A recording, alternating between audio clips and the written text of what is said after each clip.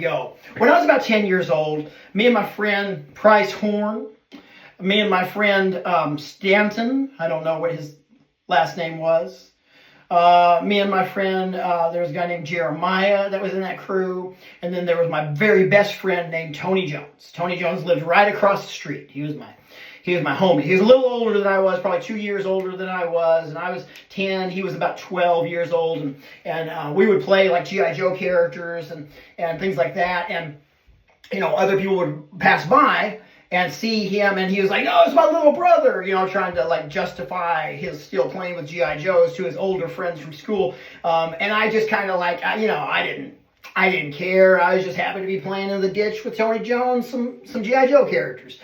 But there was a place where we were not allowed to go. And that place was called, and this is why I'm going to get demonetized from YouTube, it was called Suicide Hill. Suicide Hill. Now, why do I get demonetized? Because you can't use that word anymore. You have to call it unalived now. Because it might be offensive if you say the word, as if saying that word is going to offend somebody who's in the condition mentally to consider actually doing that. They're not even thinking about that, but we've come up with these rules that really don't make any sense, and it's not like that's going to be the thing that throws someone over the edge. I can't believe you said it. You should have said unalived. They were thinking about unaliving themselves. Well, maybe they didn't even know the terminology changed. Maybe they were like the rest of us out here, just like, oh, okay. I thought he was just struggling with depression and having a hard time. But anyway, we were going to the unalived hill, if you need that. I've already been demonetized for saying it. But Suicide Hill was a place that was a little outside of our neighborhood boundaries that the parents would let us go to. And so they said, you're not going to go there.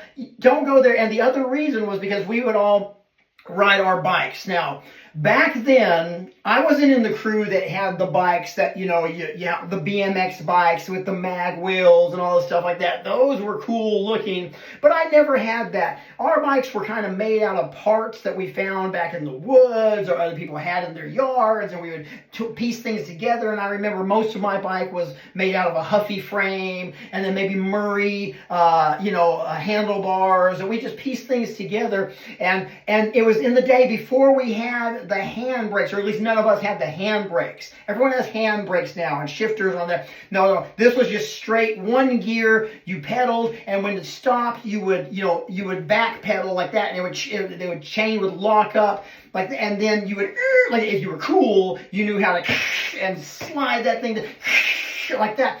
And Suicide Hill was the place where we would go, and we were about halfway down. We could just kind of coast down. You didn't have to pedal because it was so steep. And then halfway down, we'd nail that brake, and as we would do it, we'd turn like that. And I remember coming home so many times with just skid marks and skin knees because I was doing the cool motion. Like that, and the lower you get to the angle and the arch of that hill, the cooler you look. Every now and then you'd mess up and you kind of catch a rock or something, and then you'd be tumbling down the hill. But at the end of the hill, you never went to the end of the hill, at full speed. You always applied the brakes about halfway down, but at the end of the hill, it had a 90-degree turn. The road actually turned like that. But in case cars didn't make the turn, there's a big pile of dirt, a big dirt mound, so that way the car, I guess it would keep the car from going into the woods behind there. It would stop the car immediately. Instead of stopping it with a tree, it'd stop it with the pile of dirt. Or if it was the Dukes of Hazzard, it would have been just ramping over the thing.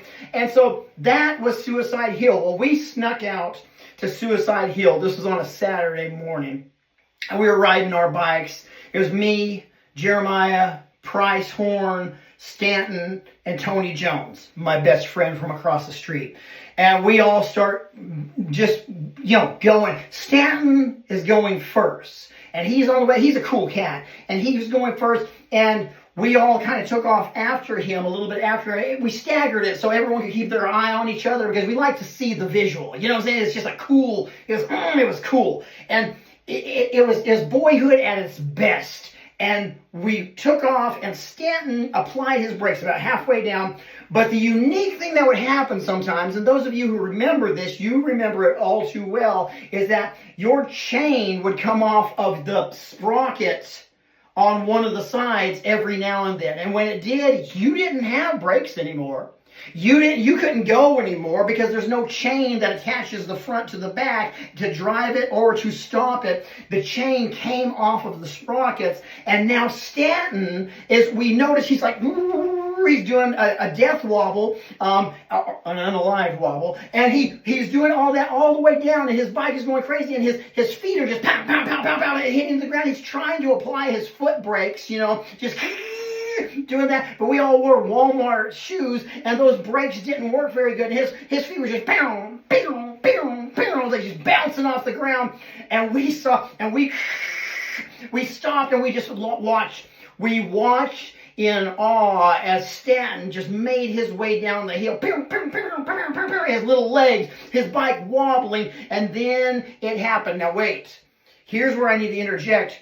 All of us knew we were engaging in an act we were not supposed to do. And that's what I want to talk on the podcast episode today, is there are 5 stages of wrong.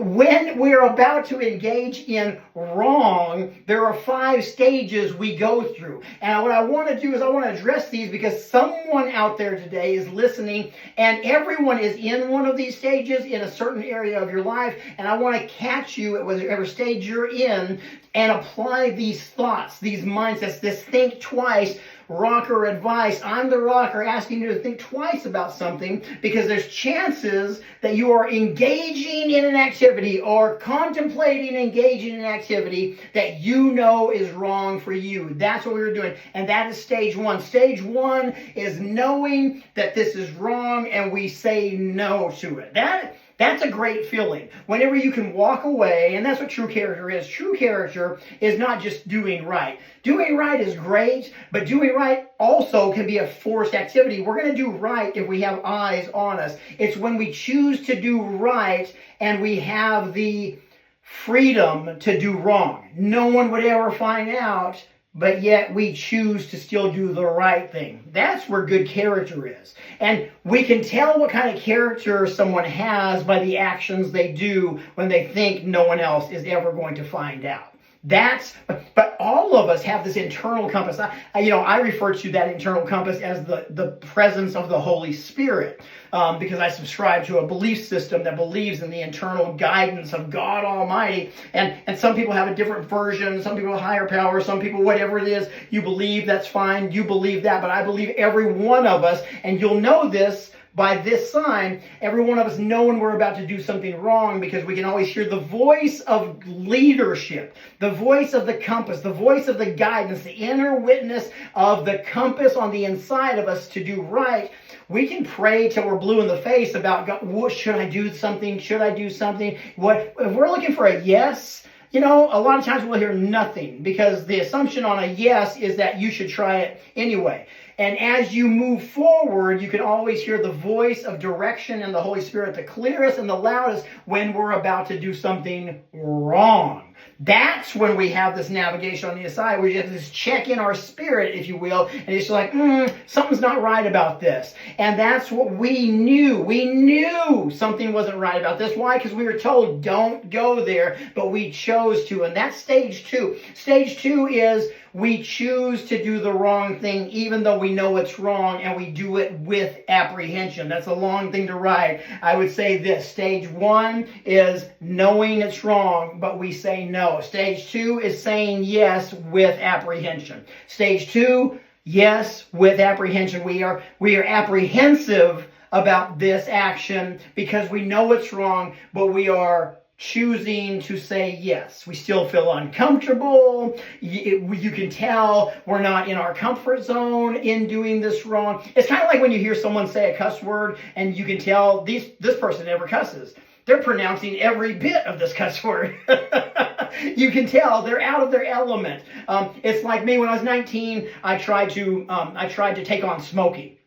I wanted to smoke cigarettes because I thought it looked cool when other people did it. I thought it looked cool when I'd walk in Waffle House and there's that man with a cup of coffee. You could smoke indoors then, and he'd be smoking that morning cigarette. I thought, that looks cool. I don't know why. It just looked cool to me, and I tried to pick it up. Now, it never stuck, and I have some of you listening to me like that, or you, and I still can't break that habit. I know, it just never stuck with me. I couldn't do it. It was something that wasn't right for me. I was apprehensive, but I was saying yes anyway. I'm a type 1 diabetic. I have no business smoking, but I was trying to pick it up, and it was not a natural thing. There's some people who are in the stage right now where you're listening and you're watching and you're like, what I'm engaging in, I'm saying yes, but I'm doing it with apprehension because I know it's not right for me.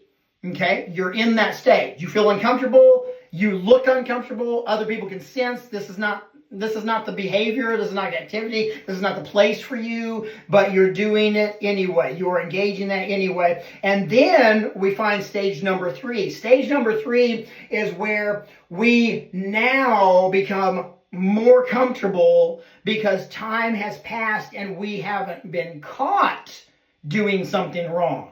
So number 1 is we know it's wrong and we say no. Number 2, we know it's wrong, but we say yes with apprehension. Number 3, we are callous to the apprehension. We're callous to it. Why? Because we have not been caught. We notice that we can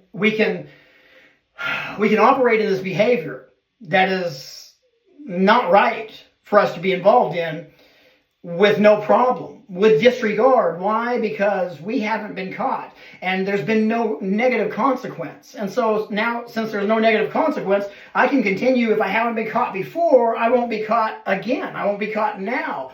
And that's where we were on Unalived Hill. That's where we were. We'd never been caught. We'd gone to this hill over and over and over, even though at first we would say no because it was wrong. Second, we would say yes, but with apprehension, we're not supposed to be here. Now we're in the stage where it's just like, you know what?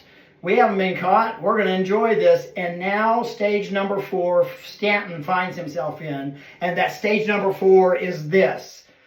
Feeling the pain of the consequence. Stanton now makes his way all the way down, wobbling and flapping with his feet to the dirt pile that's on the bottom of the hill. He hits the dirt pile and he's flying through the air. We can see him holding on to the handlebars. Big mistake. Holding on to the handlebars, and then we lose sight of him because he goes down beyond the horizon of the hill.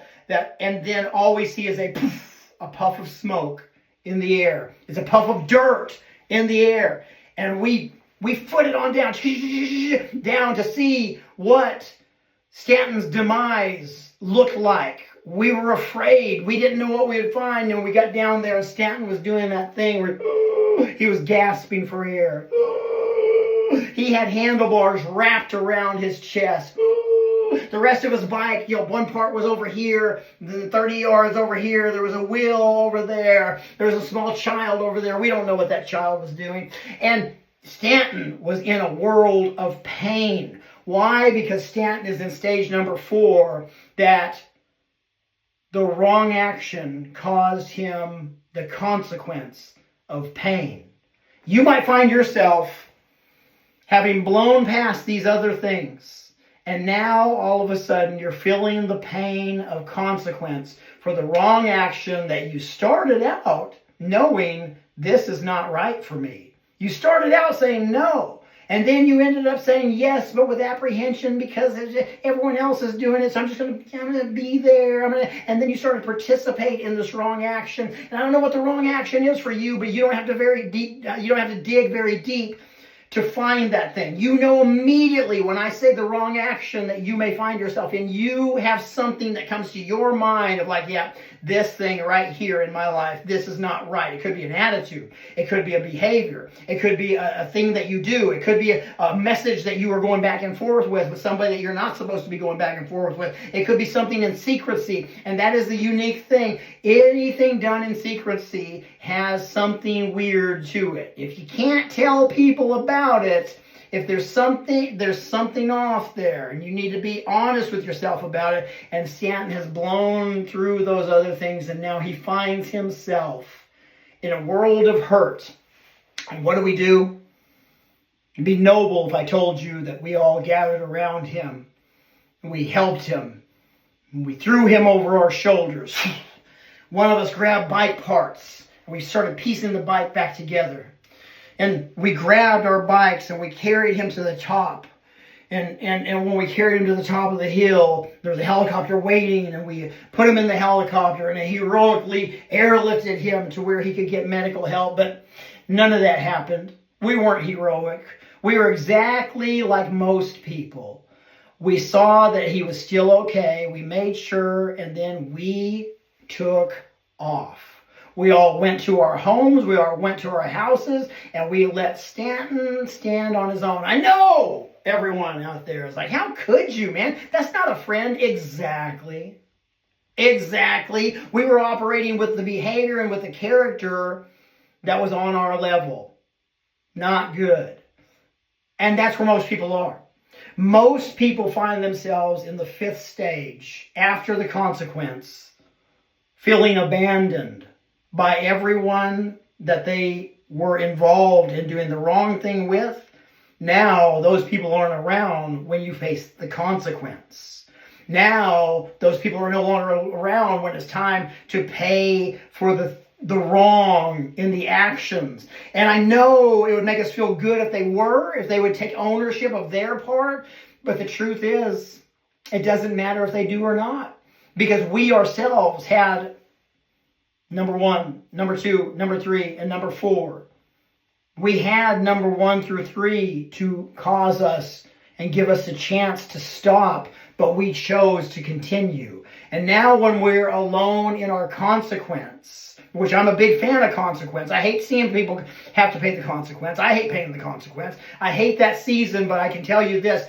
Consequence. Without consequence, change doesn't happen. Consequence is the number 1 bringer of change in our behavior. When people constantly get away with it, and then we say God is so graceful, well, grace is given to us at a spiritual level. Our connection with God, that's never in jeopardy. We're connected with God, but our connection here on earth if we're operating in a wrong way that brings negative things to our life, negative things to our relationship, only consequence will cause change in that behavior. Not grace, because we sometimes think grace is just going to let us off the hook.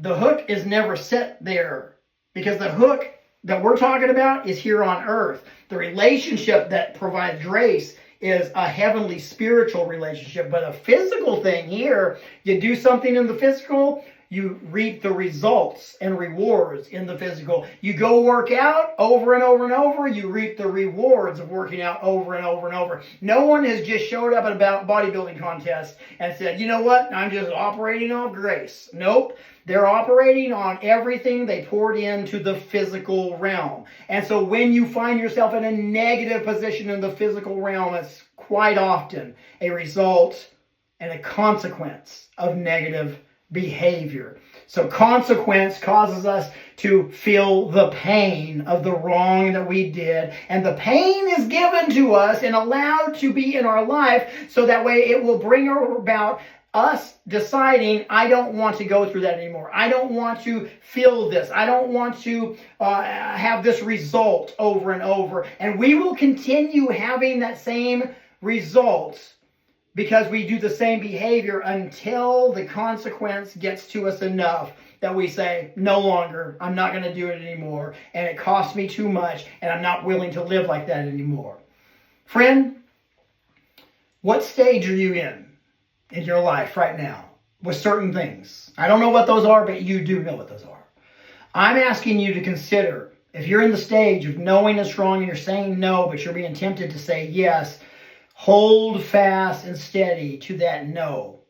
Because the next stage is doing it and you're just apprehensive about doing it. You don't feel good about doing it. You know you're wrong. You don't want to live like that. You don't want to get to the end of your days looking at yourself in the mirror knowing that you're up to shenanigans that you shouldn't be.